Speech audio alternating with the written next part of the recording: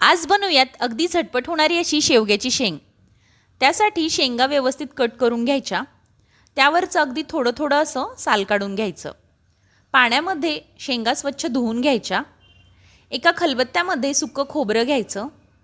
खोबरं जाडसर असं वाटून घ्यायचं।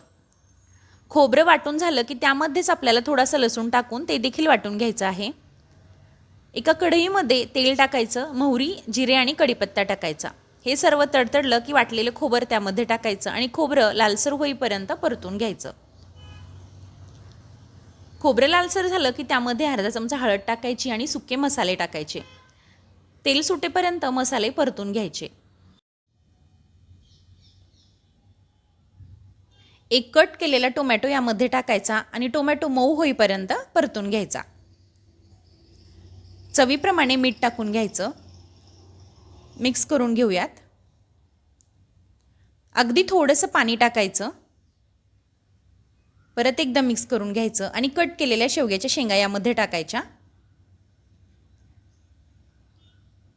अगदी थोडंसं पाणी टाकून झाकण ठेवून गॅसच्या मीडियम फ्लेमवर आपल्याला ही भाजी शिजवून घ्यायची आहे। तर तयार आहे मस्त अशी शेवग्याची सुकी शेंग। एकदा नक्की ट्राय करा। तुम्हालाही जर भाजी आवडली असेल तर लाईक करा, शेअर करा आणि चॅनलला नक्की सबस्क्राईब करा।